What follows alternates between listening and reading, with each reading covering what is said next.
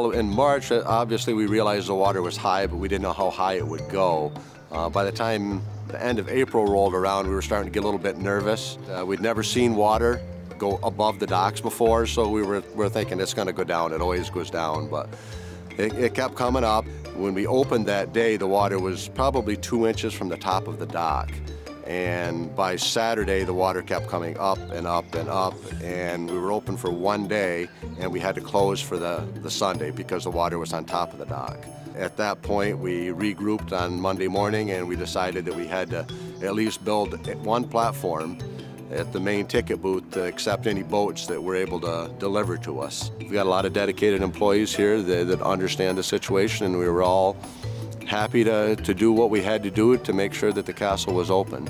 We worked a lot overtime, to get this done. We all realized that if Boldt Castle didn't open, it would affect the whole area as far as the boat tours, the hotels, the restaurants. I mean, it's a big economic impact if Boldt Castle was not open for the season. It really changed our whole pattern for the spring and early summer as far as what we had hoped to accomplish with restoration and rehabilitation projects. We had close to 800 feet of capping on the dock, but it's what it took, and that's what we ended up having to do. This year we're working on a fountain project here on the main channel side. We're continuing with interior restoration of Ulster Tower. We're also working on the second floor core area of the castle.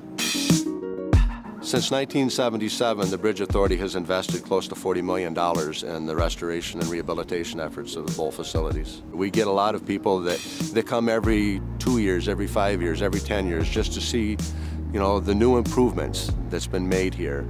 So repeat visitation is a big part of what we strive for. And if we're not open, that's going to affect the whole area. So we had to let everybody know that Boldt Castle was open for the season. Once the castle was open, people realized that, yeah, the Alex Bay and Boldt Castle and the Thousand Islands is open for business, and we started to see the visitation come back. 2018 is looking good at this point. Visitation numbers are up some, and the weather's looking decent. I think we're going to have a good season.